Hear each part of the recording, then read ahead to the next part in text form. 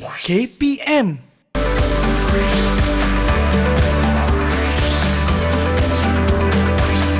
Didik TV KPM. Rina, ini kad kahwin Cikgu Faizura ni. Dia dah mesej kita. Dia minta maaf tak dapat nak jemput kita ke majlis nikah dia. Kita kan nak kena putuskan rantaian COVID-19. Tak bolehlah hadir ramai-ramai kan Rina? Lah Kak, saya pun dapat ni. Oh, patutlah dia upload gambar di media sosial. Dia dekat klinik kesihatan sedang menunggu giliran untuk membuat ujian darah. Oh, untuk mengesan penyakit AIDS tu ke? Ya betul tu. Tapi sekarang ni kita boleh cek bukan hanya penyakit AIDS tapi penyakit lain juga. Oh, penyakit apa tu Rina? Seperti penyakit thalassemia.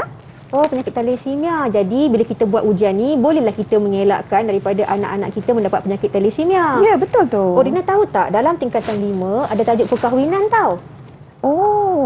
Dalam subjek sains tingkatan 4 ada diceritakan tentang penyakit genetik yang boleh diwarisi apabila berkahwin. Oh, okey. Rina cuba tengok ni. Dalam jadual Didik TV adalah menyentuh berkaitan dengan kedua-dua tajuk ni.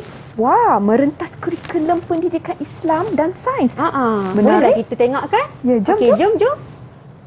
Amboi Ustazah, cikgu. Apa yang dibincangkan hangat sangat tu? Boleh tak nak tahu apa perbincangan tadi tu?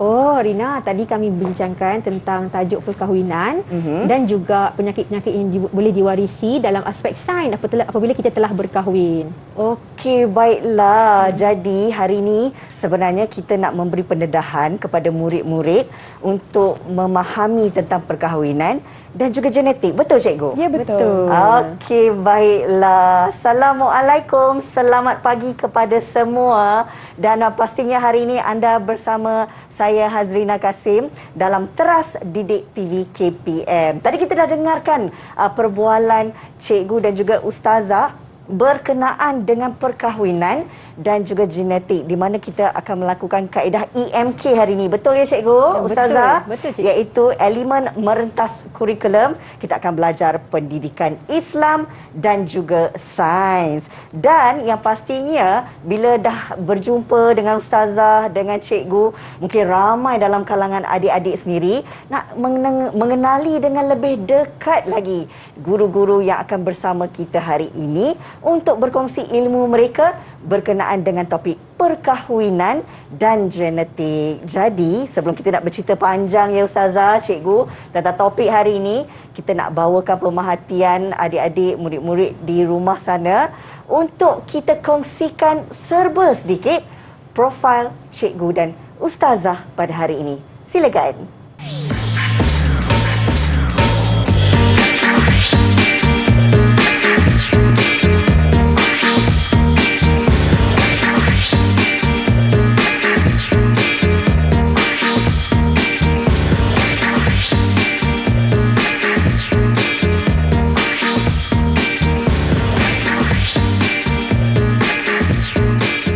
Itu dia tadi profil ustazah dan juga cikgu Rina. Kalau boleh saya nak perkenalkan sekali lagi. Di hujung sana Ustazah Nurul Nadia Abdul Latif, guru pendidikan Islam dari Sekolah Menengah Kebangsaan Perempuan Taman Petaling, Petaling Jaya, Selangor. Juga bersama kita Cikgu Razrina Rizwan, guru cemerlang kimia Sekolah Menengah Kebangsaan Perempuan Taman Petaling, Petaling Jaya, Selangor. Dari sekolah yang sama, kawan baik ke cikgu ustazah? Betul tu Rina.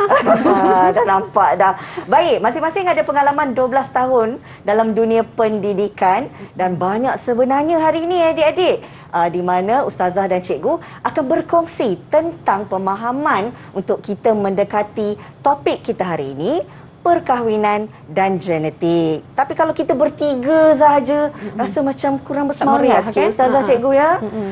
Kalau ada murid-murid, orang kata lagi meriah. Tapi kita nak ingatkan kepada semua terlebih dahulu bahawa kita ni masih lagi berjuang untuk menentang rantaian ataupun memutuskan rantaian COVID-19. Jadi tugas kita sebagai rakyat negara ini untuk mematuhi SOP.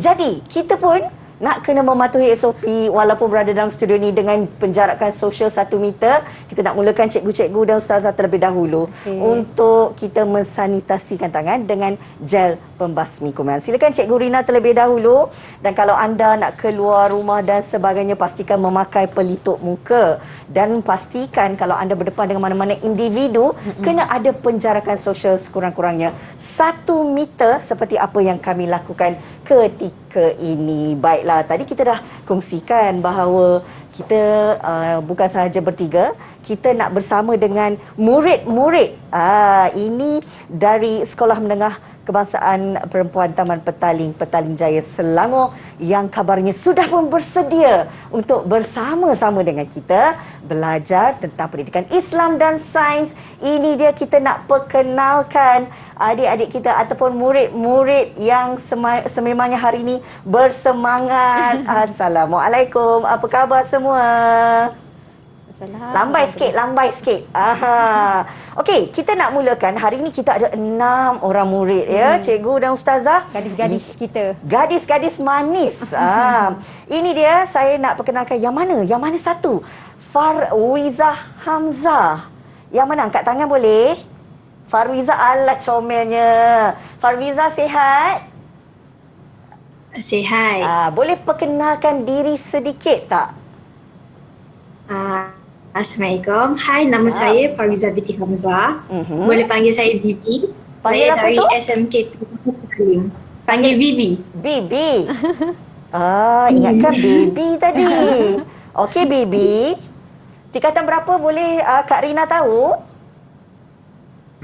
Saya tingkatan 5. Tingkatan 5. Baiklah. Terima kasih. Okey, yang seterusnya. Nashrisha Amira Jeff Idron. Wow, sedap namanya. Yang mana satu orangnya? Okey, baiklah. Dah sarapan ke belum? Dah. Okey, baik. Sila kenalkan diri adik. Assalamualaikum, nama saya Nasrisha Amira. Boleh panggil saya Nash.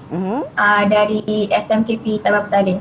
Okey, baiklah. Yang seterusnya, Nur Fahatul Fariswana Nur Afarul. Berbelit-belit Kak Rina nak sebut. Yang mana satu? Alah, comelnya dia.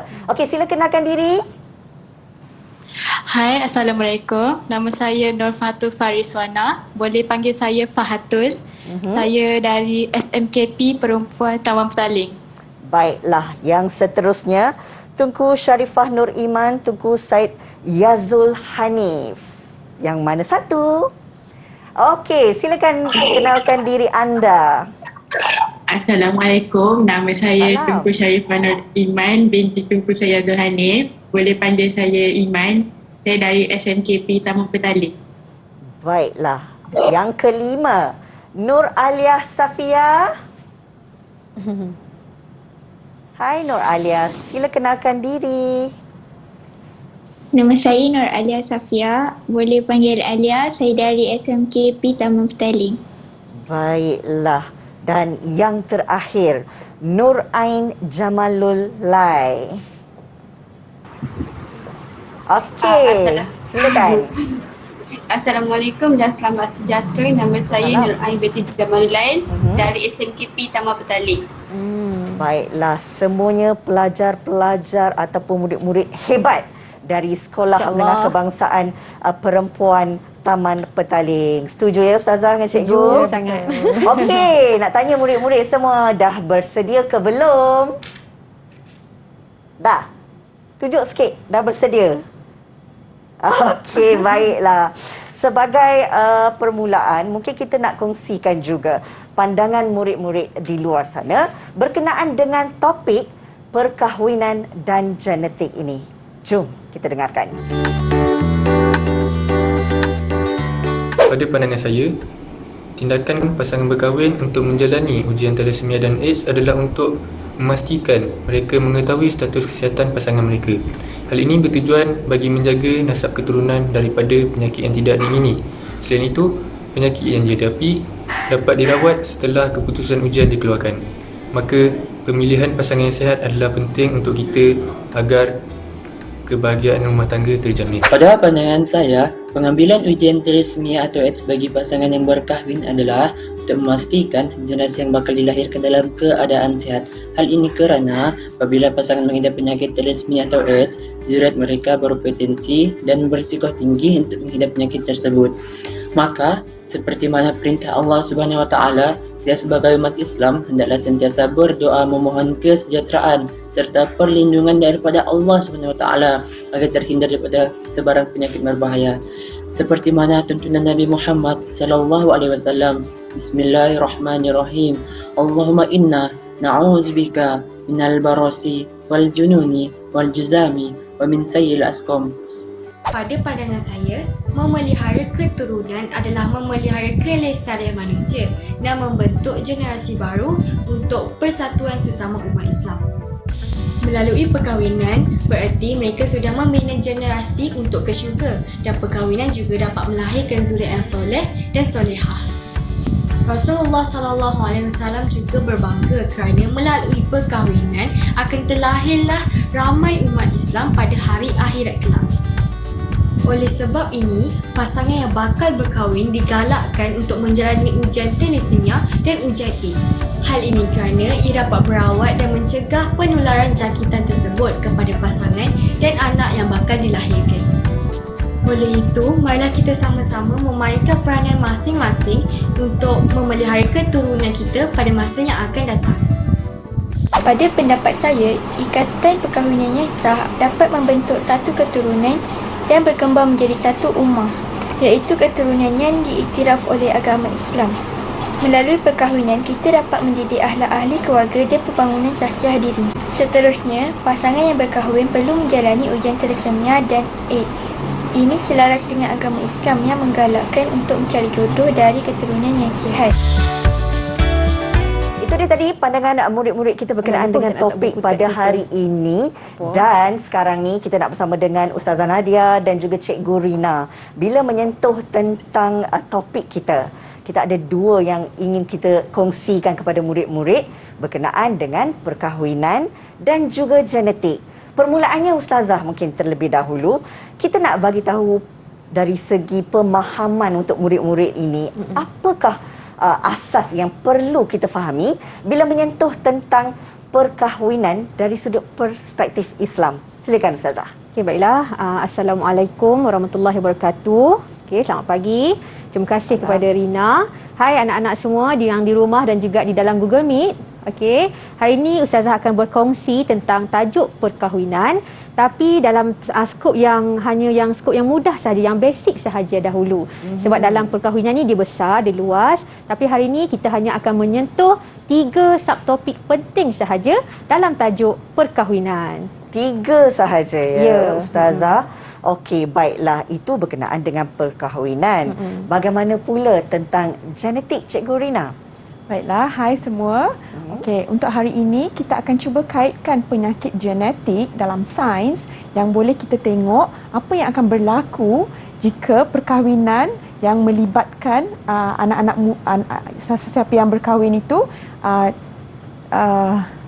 dia apa yang akan berlaku setelah dia memberikan berkahwin. Okey, baiklah. Nampaknya dari sudut pendidikan Islam dan juga sains itu sendiri ada perkaitannya ya. Betul, tentang topik kita pada hari ini iaitu perkahwinan dan genetik. Wah, tak sabar nampaknya kita nak tahu lebih lanjut. Kita nak merungkai antara persoalan-persoalan dan juga maklumat serta ilmu yang penting berkenaan dengan topik ini.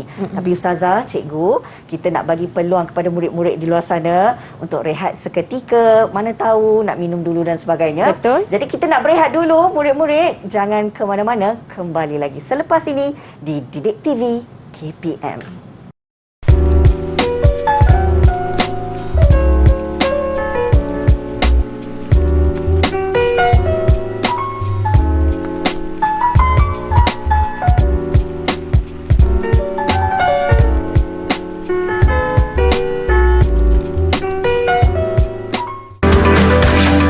Didik TV KPM. Didik TV KPM.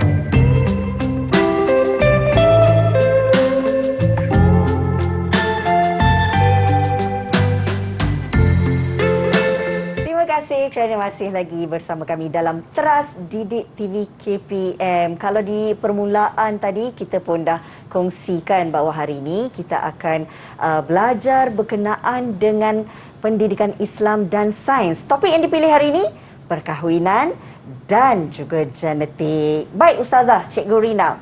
Pastinya kita nak tahu kenapa pentingnya untuk kita belajar dan memahami tentang konsep perkahwinan dalam Islam itu sendiri dan juga genetik. Mungkin Ustazah boleh mulakan terlebih dahulu?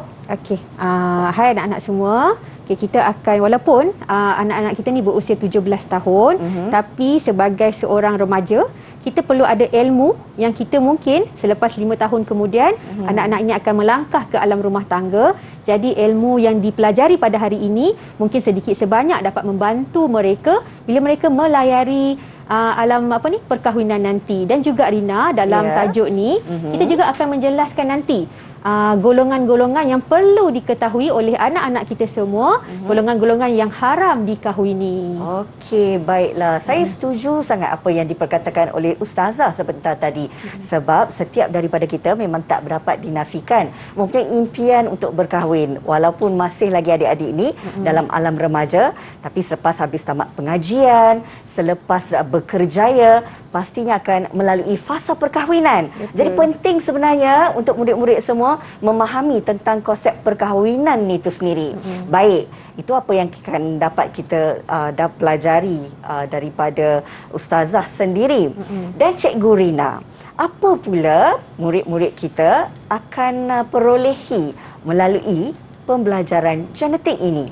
Okey, dalam subjek sains dalam tingkatan 4, pelajar akan mempelajari penyakit-penyakit genetik yang boleh menyebabkan kecacatan apabila diwarisi. Jadi itu yang kita nak tengok dalam aspek perkahwinan dan juga genetik. Okey, baiklah. Nampaknya kita dah ada pemahaman apa sebenarnya yang akan kita pelajari pada hari ini. Okey, kita terus nak mulakan dengan Ustazah terlebih dahulu menyentuh tentang perkara pertama yang perlu difahamkan ataupun murid-murid perlu fahami berkenaan dengan perkahwinan itu sendiri. Okey, baiklah. Terima kasih Rina. Okey, harap semua anak-anak telah bersedia.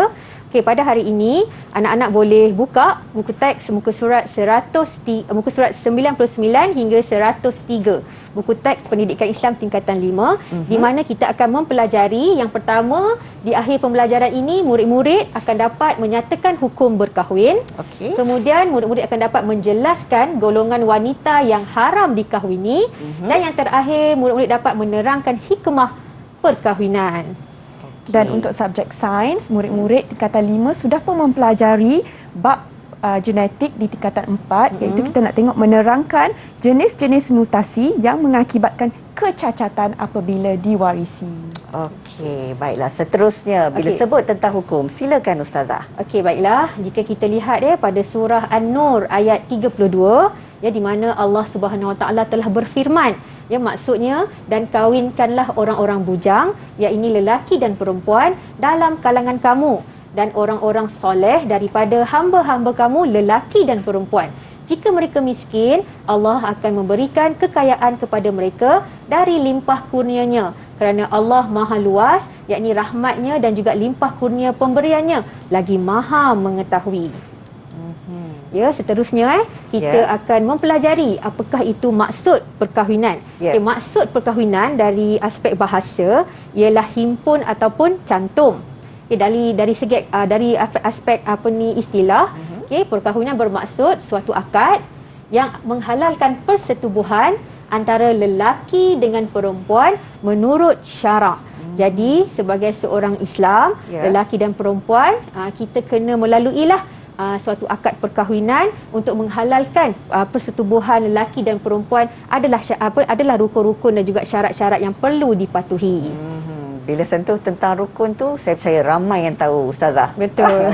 Teruskan. Okey, seterusnya hukum berkahwin ni biasanya kita dengar hukum haram dan sunat je, tapi ada 5 di sini Untuk berkahwin ni hukumnya terbahagi kepada 5 mengikut situasi kepada seseorang itu. Okey, yang pertama ada hukum harus, yang kedua ada sunat, yang ketiga wajib, yang keempat makruh dan yang kelima haram. Jadi kita nak minta lah Rina, anak-anak kita ni yang dalam Google Meet ni untuk bantu rakan-rakan di luar sana untuk melihat perincian dan mereka cuba pasangkan 5 hukum tadi yang ada sunat, wajib, makruh, haram tu ke dalam petak ini. Okey, boleh tak kita nak minta siapa yang secara antara 6 murid yang bersama kita pada hari ini, siapa yang nak memperincikan hukum berkahwin? Boleh angkat tangan. Jangan malu-malu, jangan segan. Nur Ain ke tu? Okey, Nur Ain, silakan. Okay, yang pertama Ain, cuba.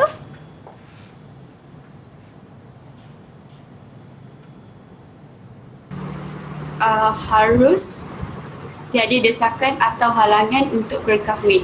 Okey, bagus Ain. Okey, pada seseorang yang tiada desakan atau halangan untuk beliau berkahwin, hukum harus pada golongan tersebut. Okey, yang kedua, bantu saya. Okey, siapa tu? Okey, Fahatul. Silakan Fahatul. Mempunyai keinginan untuk berkahwin dan mampu menyediakan nafkah zahir dan batin. Hukum dia ialah sunat. Okey, bagus Fahatul. Pada seseorang yang dia sihat tubuh badan, dia mampu memberikan nafkah ataupun dia bekerja lah kan? Dan juga dia mampu mengawal nafsu. So hukumnya adalah sunat. Okey, seterusnya. Okey, Iman. Silakan Iman. Senyum Iman. Mampu memberikan nafkah zahir dan batin dan bimbang akan terjerumus ke dalam maksiat. Hukumnya ialah wajib. Okey, hukumnya adalah wajib. Betul Iman. Okey, seseorang yang dia sihat tubuh badan, dia mampu memberikan nafkah ataupun dia bekerja sama macam sunat tadi kan. Tapi beliau ini ataupun seseorang ini dia khawatir yang jika dia tidak berkahwin, dia akan terjerumus kepada maksiat. So wajiblah untuk dia berkahwin. Setiap daripada hukum ini ada situasi yang berbeza, ya Ustazah? Betul, ya. Okey, kita nak terus kepada hukum seterusnya. Siapa yang ingin membantu kita? Okey, Alia, silakan. Mempunyai keinginan untuk berkahwin tetapi tidak mampu memberikan nafkah. Hukum dia makruh. Okey, bagus Alia. Okey, maksudnya di sini seseorang itu dia ada keinginan nak berkahwin, tetapi dia tak mampu memberikan nafkah. Contohnya dia ada penyakit ke ataupun dia tidak bekerja, jadi makruh untuk dia berkahwin. Faham? Okey, seterusnya yang terakhir, siapakah yang bertuah itu? Jom kita tengok. Farwiza. Bibi tadi dia kata nama dia. Bibi bukan baby ya. Okey. Silakan Bibi. Bertujuan untuk menzalimi atau memudaratkan pasangan. Hukum dia haram. Okey, pada seseorang yang dia berkahwin dengan tujuan untuk menzalimi pasangan dia, maka haramlah untuk dia berkahwin, Rina. Semua murid-murid ni pandai dan faham hukum berkahwin ni Ustazah. Betul. Boleh kahwin dah kot.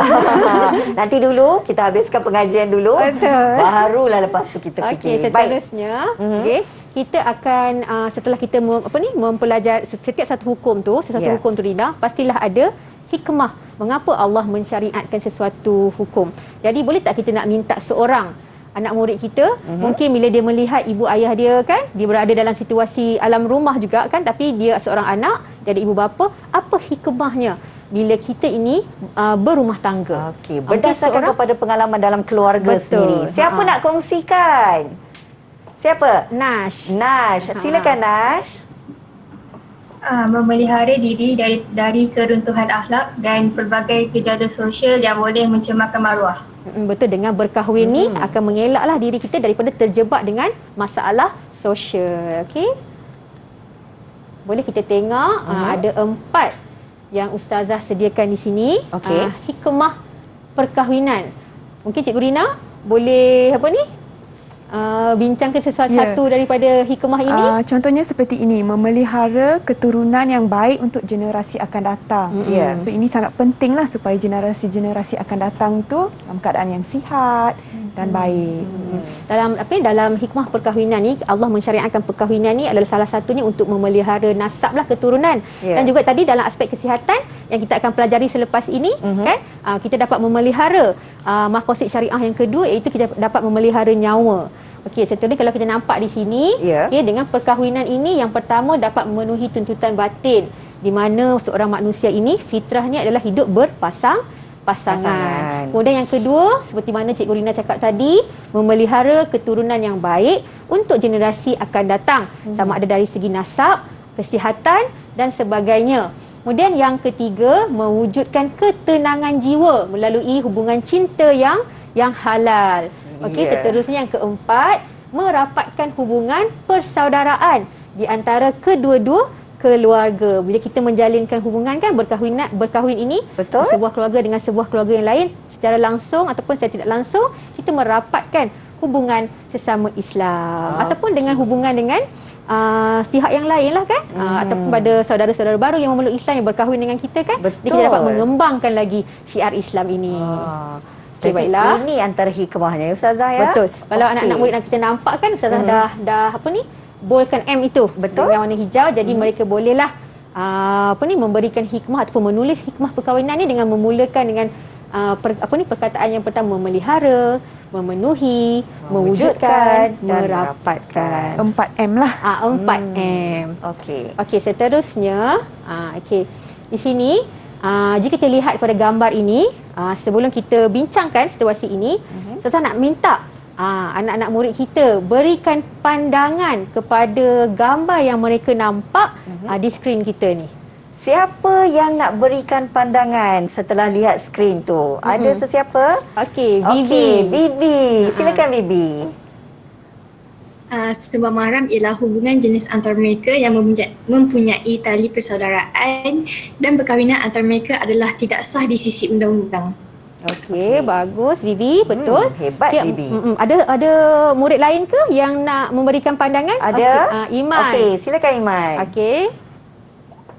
Sejenis penganiayaan seksual yang merosakkan kesihatan fizikal, mental dan sosial, seperti hubungan seksual yang haram antara adik-beradik atau dalam kalangan ahli keluarga. Betul. Ada lagi tak yang nak bagikan pandangan mereka tentang gambar ini? Okey, kalau tak ada, bagus apa yang Iman dan juga Bibi sampaikan tadi. Sebabkan Rina dan Cikgu Rina, anak-anak kita kena tahu perkara ini. Okey, kita ada golongan-golongan yang kita tidak boleh berkahwin. Jadi jika kita melakukan hubungan seks ataupun kita melakukan penderaan seksual kepada golongan-golongan seperti ayah dengan anaknya, ataupun datuk dengan cucu, ataupun berlaku hubungan dalam kalangan ahli keluarga itu secara sukarela, itu kita panggil sumbang mahram. Dan di mana Islam amat melarang ataupun menentang sumbang mahram ini, kerana ia boleh merosakkan nasab dan juga seperti yang Iman dan Bibi kata tadi, merosakkan kesihatan kita dan juga mental kita. Okey, mari kita tengok, okey, siapakah golongan wanita yang haram berkahwin. Tadi kan sumbang mahram. So kita tengok sebagai seorang lelaki, okey, siapakah golongan wanita yang haram dikahwini pada seseorang lelaki. Dan juga begitu juga pada seorang perempuan, ya. Siapakah golongan lelaki yang haram dikahwini oleh seorang perempuan. Dia sama sahaja. Tapi dalam ayat Al-Quran, Allah banyak menyebut tentang golongan-golongan wanita yang haram dikahwini. Okey, baiklah Ustazah. Sebelum kita nak teruskan kepada perbincangan kita berkenaan dengan golongan wanita yang haram dikahwini, kita nak berehat sekali lagi. Boleh Ustazah, Cikgu? Boleh. Okey, murid-murid semua boleh? Boleh berehat sekejap, ya? Nak minum dulu, boleh minum dulu, okey? Baik, kita akan kembali lagi di Teras Didik TV KPM.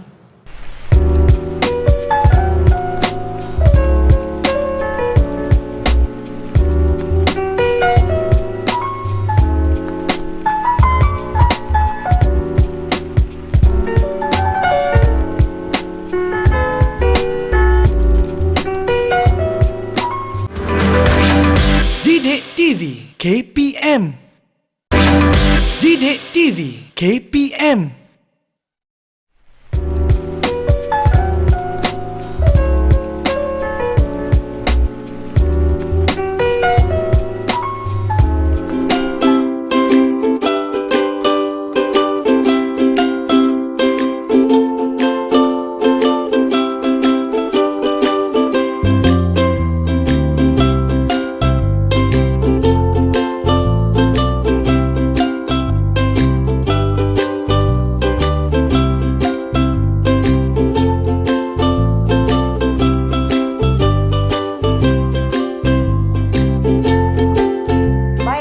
masih lagi setia bersama kami di dalam Teras Didik TV KPM. Murid-murid semua macam mana, dah berehat sekejap? Dan kembali sekarang ini kita nak teruskan pembelajaran kita bersama dengan Ustazah Nadia dan juga Cikgu Rina. Kita nak sambung kembali Ustazah. Okey. Silakan. Baiklah. Okey, tadi saya dah sebutkan golongan wanita yang haram dikahwini.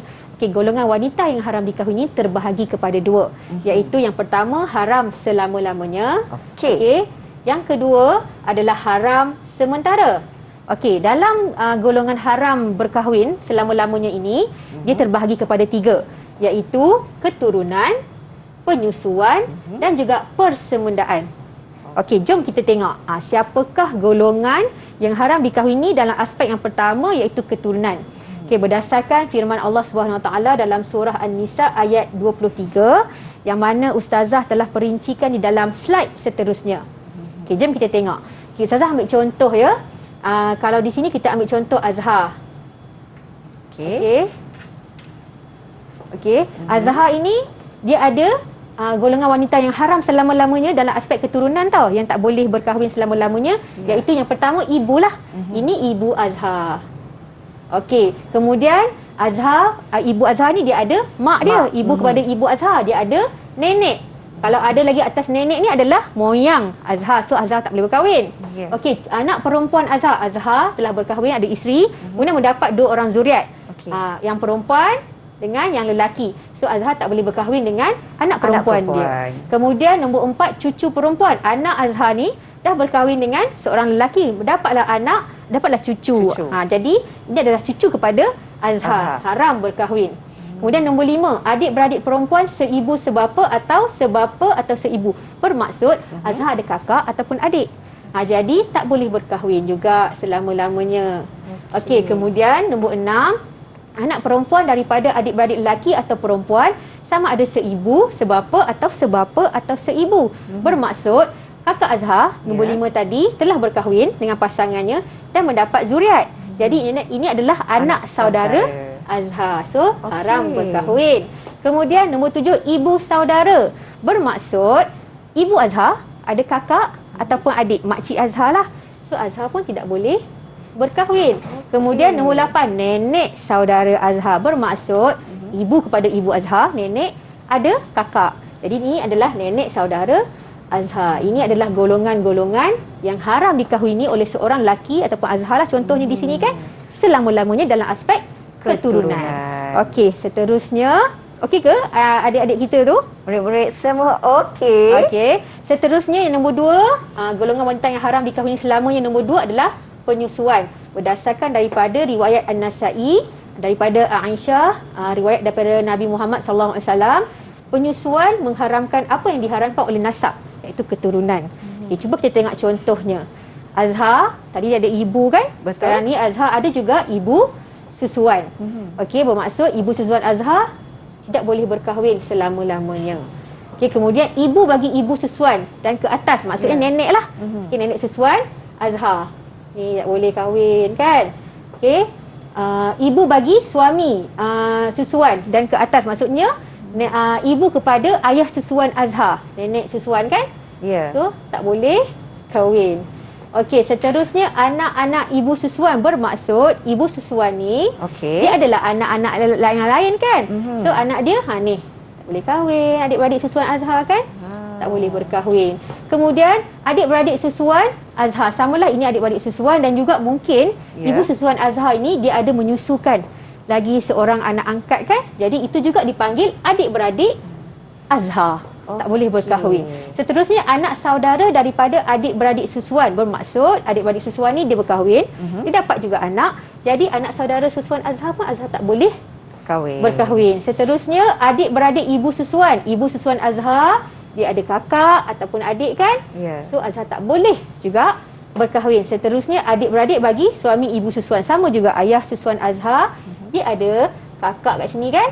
So tak boleh berkahwin. Kira samalah ustazah dengan keturunan. Dengan keturunan tadi. Sama je Cikgu Rina dan Rina. Bila ada carta sebegini, memang mudah untuk kita faham. Betul. Saya pun galak anak-anak murid saya untuk buat carta macam ni. Dia letaklah keluarga Azhar ke, keluarga Daniel ke kan? Betul. Supaya dia nampak. Okey, ada soalan tak setakat ni? Senyap je, tekun je. Okey, Bibi nak tanya. Bibi, silakan. Ustazah nak tanya, ada tak syarat untuk menjadi anak susuan? Oh ya. Terima kasih Bibi. Lupa nak terangkan. Okey, apa syarat kita menjadi anak susuan? Okey, bila kita mengambil seorang bayi yang kita susukan, bayi tersebut dia bawah usia 2 tahun. 2 tahun ke bawah. Dan kita menyusukan dia sehingga 5 kali kenyang. Jadi itu kita kategorikan sebagai anak susuan. Tapi kan walaupun dia sama aspek macam nasab tadi, tapi ada larangan kepada anak susuan ini, kepada Azhar ni. Okay, Azhar ni tak boleh dibinkan kepada bapa susuan dia. Azhar tidak boleh mewalikan adik-beradik dia ataupun anak saudara yang ingin berkahwin. Dan juga Azhar tidak boleh mewarisi harta pusaka. Okey, seterusnya yang ketiga, golongan wanita yang haram berkahwin selama-lamanya. Yang ketiga adalah persemendaan. Okey, persemendaan ini adalah yang terjadi disebabkan kita berkahwin. Ni contoh dia, lebih nampak sikit contoh dia. Okey, ni tengok je, ni keluarga Azhar. Okey, Azhar ada bapa tadi kan? Jadi ni ibu Azhar kan? Okey, ini ayah Azhar telah berkahwin dengan seorang wanita yang lain. Ini ibu tiri Azhar. Okey, nombor 1, ibu tiri Azhar tak boleh Azhar berkahwin. Kemudian ibu mertua Azhar kan telah berkahwin tadi, ada seorang isteri. Ini ibu mertua Azhar. So Azhar tak boleh berkahwin. Kemudian anak tiri apabila ibu telah disetubuhi. Okey, ini bukan dengan Azhar, tapi dengan ayah Azhar. Ayah Azhar tidak boleh berkahwin dengan anak tirinya. Tapi dengan Azhar, dia boleh berkahwin dan mereka ni kena menjaga aurat masing-masing lah, sebab mereka ni kan berlainan bapa dan juga ibu. Mereka tidak sama ibu dan tidak sama bapa kan. Kemudian nombor 4, menantu perempuan. Azhar kan tadi ada anak perempuan seorang, anak lelaki seorang. So anak lelaki Azhar pun telah berjumpa jodoh dan mendapatlah menantu Azhar ni. Jadi Azhar pun tidak boleh berkahwin dengan menantunya. Okey, itu dah 3 aspek golongan wanita yang haram dikahwini selama-lamanya. Tak boleh berkahwin. Okey, seterusnya Rina, kita tengok yang kedua, golongan wanita yang haram dikahwini tapi sementara sahaja. Bila ada situasi yang mengangkat perempuan, situasi yang terangkat daripada wanita tersebut, kita boleh berkahwin dengannya. Okey, apa yang pertama? Okey, kita tak boleh mengahwini perempuan yang ada hubungan nasab dengan isteri dalam satu masa. Maksudnya Azhar tadi, dia dah berkahwin dengan kakak, tak bolehlah berkahwin dengan adik dalam satu masa yang sama. Tapi kalau dia dah ada berlaku kematian pada kakak Azhar ke, jadi Azhar bolehlah berkahwin dengan adiknya, adik kepada isterinya tadi. Kemudian yang kedua, perempuan yang masih isteri orang. Perempuan yang masih isteri orang, kita tak boleh berkahwin sehinggalah dia bercerai ataupun berlaku kematian lah pada suaminya, habis iddah baru boleh berkahwin. Seterusnya perempuan musyrik, iaitu perempuan yang belum lagi memeluk agama Islam. Tapi once dia dah peluk agama Islam, dia boleh berkahwin dengan lelaki Muslim. Dan yang terakhir adalah isteri yang telah ditalak 3. Tak boleh berkahwin lah. Seorang suami itu setelah menceraikan isteri talak 3, dia tak boleh berkahwin sehingga bila? Sehingga sebelum isterinya berkahwin kemudian bercerai. Dia berkahwin baru, dia bercerai, kemudian dah habis tempoh iddah dengan suami yang baru, barulah suami tersebut boleh berkahwin semula dengan isteri yang diceraikan dengan talak 3 tadi dengan akad yang baru. Okey. Dan adik-adik semua dah jelas setakat ni okey? Kalau okey, cuba angkat thumbs up. Jangan khusyuk je tengah. Tekun adik-adik kita ni. Okey. Baik. Seterusnya. Okey, kita bolehlah masuk kepada tajuk pewarisan genetik ni dalam aspek sains. Mungkin Cikgu Rina dia akan menerangkan pewarisan dalam sudut sains. Okey, Cikgu Rina, teruskan. Baik, terima kasih Ustazah. Okey, kita dah tengok tadi perkahwinan. Apa kaitan pula dengan pewarisan ni? Kita nak tengok apa sebenarnya pewarisan dulu. Okey, pewarisan adalah pemindahan ciri daripada ibu bapa kepada anak-anaknya. Contohnya macam warna rambut, okey, warna mata, okey, kebolehan untuk menggulung lidah. Kalau kita boleh gulung lidah, maksudnya mak ayah kita pun boleh gulung lidah. Okey, murid-murid boleh bantu cikgu bagi lagi 2 contoh ciri-ciri yang kita dapat daripada ibu bapa kita. Siapa nak jawab tu? Ada tak? Iman. Silakan Iman. Jenis cuping telinga. Jenis cuping telinga, betul. Ya, kita ada cuping telinga bebas dan melekat, betul. Lagi satu? Satu lagi, siapa nak bantu? Okey, Ain. Ya, Ain. Silakan Ain. Jenis rambut. Jenis rambut, betul. Sama ada kerinting atau rambut lurus. Ya, okey, next. Okey, pemindahan ciri-ciri ini berlaku dalam bentuk gen dan kromosom. Kalau murid-murid masih ingat lagi, dalam badan kita ada berjuta-juta sel kan? Okey, dalam setiap sel tu ada nukleus. Betul? Dalam nukleus itulah yang kita ada kromosom. Jadi kromosom ini kita dapat 23 daripada ayah dan 23 lagi daripada ibu kita. Menjadikan kita manusia mempunyai berapa total kromosom? Boleh seorang jawab? Cepat campur, cepat. Cepat campur. 23 dengan 23. 23 dan campur 23. Berapa tu? Siapa nak jawab? Ya, betul Iman. Thank you. 46 kromosom. Jadi dalam kromosom inilah kita ada satu molekul panjang yang kita panggil DNA. Right? Dalam DNA ini ada gen-gen kita. Yang tadi ciri-ciri tadi tu. Jadi jika gen-gen ini bermutasi, okey, dia mempunyai mutasi, itulah yang boleh menyebabkan penyakit. Berlakunya penyakit. Ya, betul. Okey, next. Jelas sekali cikgu. Okey. Jadi jenis-jenis mutasi ni ada dua, iaitu mutasi kromosom. Jadi bila berlaku mutasi pada kromosom boleh menyebabkan penyakit sindrom Down. Kalau jenis mutasi pada gen yang kita sebutkan tadi tu, dia boleh menyebabkan penyakit buta warna dan juga thalassemia. Okey cikgu. Dan sememangnya memang betul lah sebab kalau ada sindrom Down tu sebab mutasi kromosom. Ya, betul. Okey. Mungkin ada murid nak tanya ke? Tahu tak penyakit thalassemia tu apa? Siapa tahu? Apa tu sebenarnya penyakit thalassemia? Ada? Ada tak yang nak bantu Cikgu Rina? Kalau masih ingat, masa tingkatan 4 di sekolah ada ambil ujian darah kan untuk menguji sama ada kita adalah pengidap thalassemia atau pembawa thalassemia. So apa tu penyakit thalassemia? Ingat lagi? Siapa boleh nak cuba? Sel darah merah ke cikgu? Ya, betul. Maksudnya penyakit ini adalah penyakit yang mutasi pada gen yang mengawal penghasilan hemoglobin. Jadi orang yang ada thalassemia ni akan kelihatan pucat, warna kulit macam kekuningan, pertumbuhan terbantut sebab sel darah merah dia kecil-kecil dan jangka hayat dia sangat singkat. Itu simptomnya ya cikgu? Ya, betul. Okey, next kita tengok contoh ya. Kita nak cuba kaitkan tadi kenapa tadi ustazah kata ada golongan yang haram dikahwini disebabkan oleh keturunan. Okey, sebagai contoh, kalau ibu dia yang merah ini adalah yang penyakit thalassemia ya dan bapa dia adalah pembawa.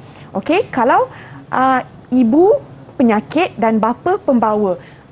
Boleh seorang pelajar bagi tahu cikgu, murid bagi tahu cikgu apa perbezaan kalau saya pengidap dengan saya pembawa? Amboi Bibi terus angkat tangannya. Tak nak habis soalan. Silakan Bibi. Jika saya adalah seorang pembawa penyakit thalassemia, saya tidak mempunyai gejala. Jika saya penghidap penyakit thalassemia, saya akan mempunyai gejala contohnya seperti enda yang kekurangan sel darah merah. Dalam hal ini, saya perlu membuat ujian darah untuk memastikan keturunan saya tidak semua mewarisi penyakit thalassemia ini. Betul tu. Bagus Vivi. Okey. Jadi kita tengok kalau ibu dia ada thalassemia, kebarangkalian untuk 2 daripada 4 anaknya 50% untuk mendapat penyakit dan 2 lagi akan menjadi pembawa. Bagaimana kalau kedua-dua, situasi dua pula kita tengok ya. Maknya pun mempunyai penyakit thalassemia, ayah dia pun mempunyai penyakit thalassemia. Dua-dua ya cikgu? Ya, dan tengok anaknya semua akan mendapat penyakit thalassemia. Dan kita tengok pula situasi yang ketiga, kalau mak dia sihat, tak ada masalah. Okey, dan ayah dia pembawa. Okey, kita masih boleh nampak dekat sini dua anak daripada 4, maksudnya 50% daripada anak ini akan kemungkinan akan menjadi pembawa kepada penyakit thalassemia. Dan jika kalau kedua-dua situasi 4 ni kedua-dua ibu pun pembawa, ayah pun pembawa, maka kita akan dapat 1 daripada 4 kebarangkalian anak tu akan mendapat penyakit thalassemia. Okey, sebab tu tadi ustazah tadi terangkan golongan yang haram dikahwini tadi, kalau kita tengok family tree tadi tu kan, kenapa tak boleh kahwin mak, kenapa tak boleh kahwin anak saudara, adik-beradik perempuan? Kerana semuanya berasal daripada datuk dan nenek yang sama. Antara betul. hikmahnya lah kan. Ya. Kalau datuknya ada pembawa, neneknya pembawa, jadi semua akan pembawa. Bila pembawa berkahwin dengan pembawa, maka anak akan mendapat penyakit thalassemia tersebut. Okey, baiklah. Saya rasa memang cukup jelas hari ini. Murid-murid jelas? Okey, cikgu sekejap lagi kita akan sambung lagi tentang pembelajaran kita berkenaan dengan pewarisan ini. Tapi kita sekali lagi nak berehat seketika. Kembali lagi bersama kami dalam Teras Didik TV KPM.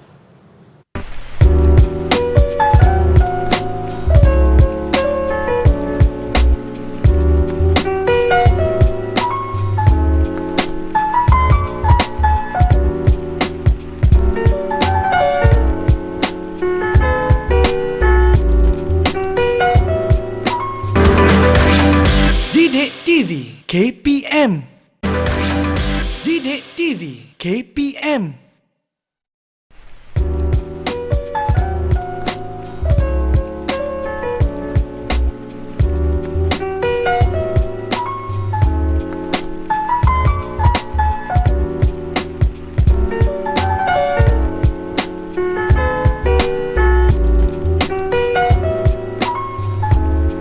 Kembali lagi bersama kami dalam Teras Didik TV KPM. Wow, seronok belajar hari ini ya Ustazah, Cikgu Rina. Okey, kita sebenarnya kata Cikgu Rina tadi ada soalan nak ditanyakan kepada murid-murid. Betul Cikgu? Betul. Silakan. Okey, tadi kita dah tengok contoh penyakit thalassemia yang boleh diwarisi kan apabila perkahwinan. Jadi cikgu nak tanya pula murid-murid, selain daripada thalassemia, apa lagi penyakit yang boleh diwarisi? Siapa nak cuba? Siapa nak jawab tu? Penyakit selain thalassemia. Okey, Alia. Silakan Alia.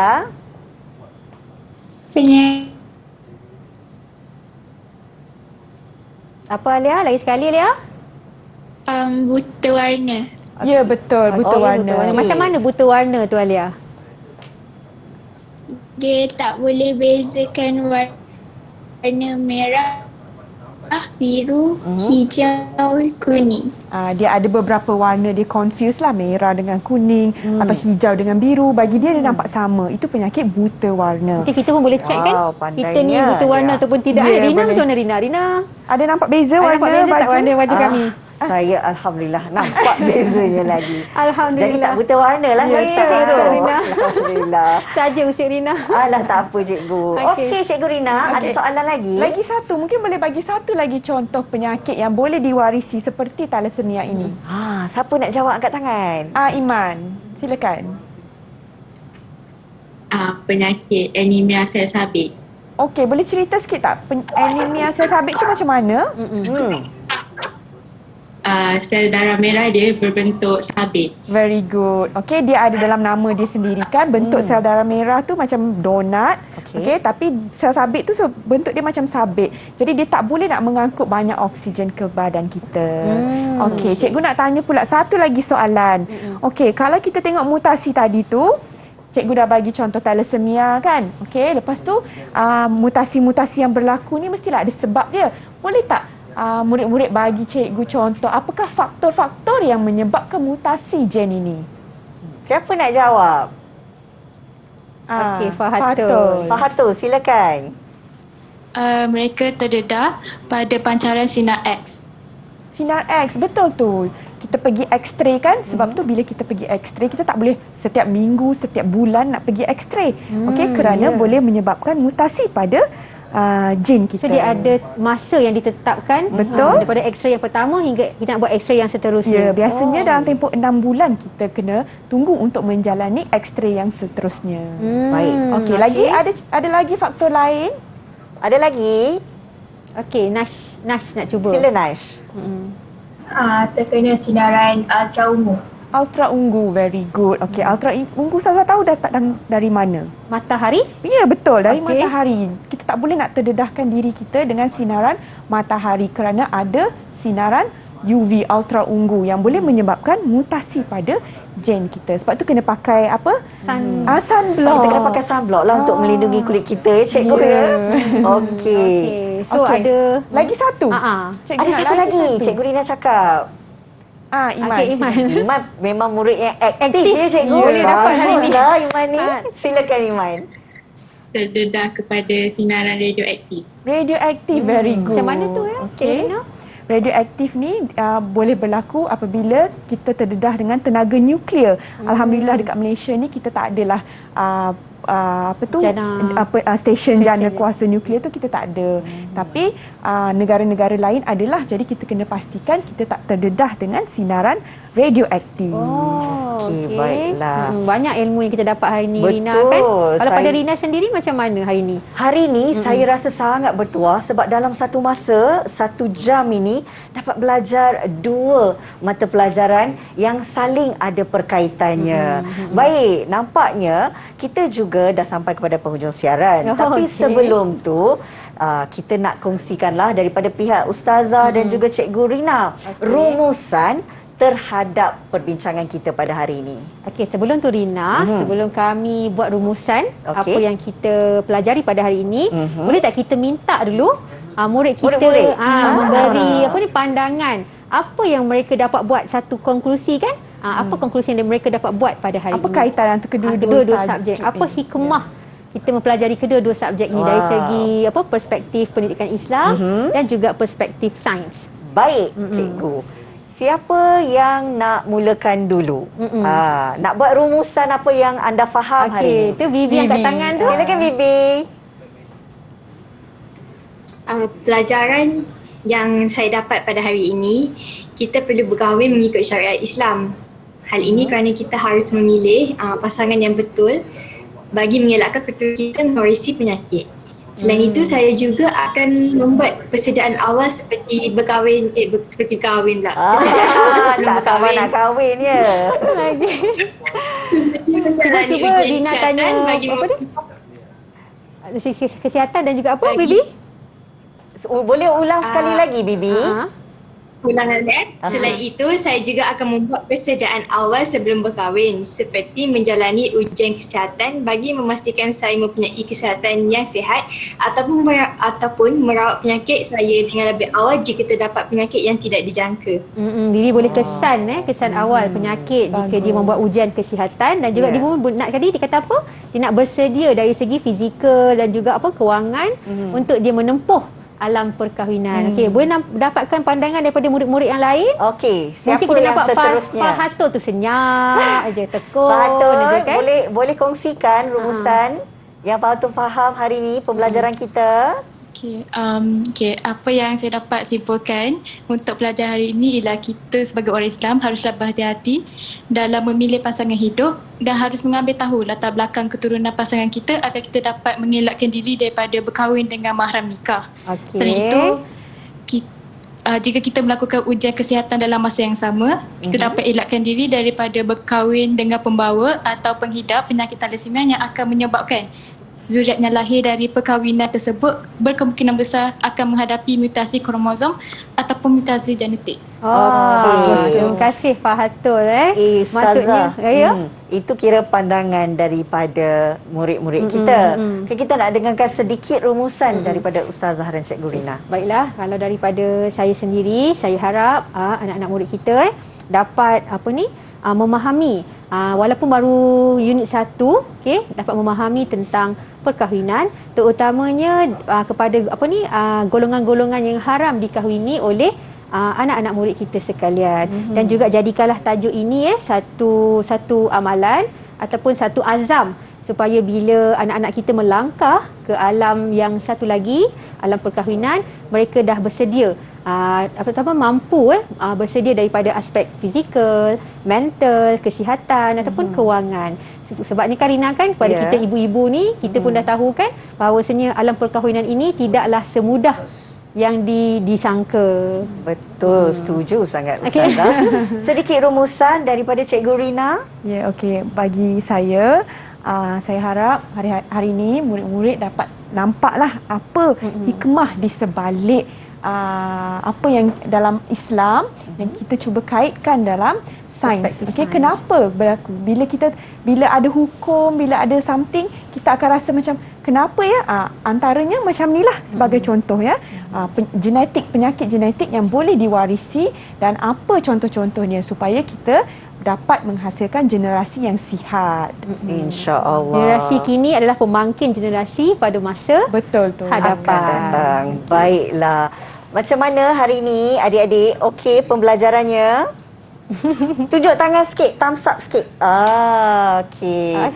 Baiklah, kita pun dah sampai ke penghujung perbincangan berkenaan dengan topik kita hari ini dalam Teras Didik TV KPM, di mana mata pelajaran yang kita perkenalkan hari ini adalah untuk menengah atas, pendidikan Islam dan sains, yang mana menyentuh perkahwinan dan genetik. Apapun, kami nak ucapkan terima kasih kepada Ustazah Nurul Nadia Abdul Latif, Guru Pendidikan Islam, dan juga Cikgu Razrina. Nama sama ya Cikgu? Sama. Cikgu Razrina Rizwan, Guru Cemerlang Kimia. Kedua-duanya dari Sekolah Menengah Kebangsaan Perempuan Taman Petaling, Petaling Jaya, Selangor. Tak dilupakan juga untuk adik-adik kita, murid-murid yang cemerlang, yang aktif.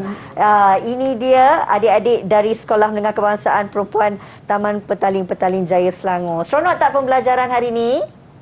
Okey, terima kasih adik-adik bersama kita untuk 1 jam ini. Mudah-mudahan ia juga memberi manfaat untuk adik-adik di luar sana yang mana menonton untuk hari ini. Jangan lupa ada banyak lagi mata pelajaran dan juga pengajaran yang menarik yang memberikan manfaat dan juga ilmu untuk adik-adik ikuti dalam Didik TV KPM. Dan saya Kak Rina nak mengundur diri. Jumpa lagi. Assalamualaikum. Assalamualaikum.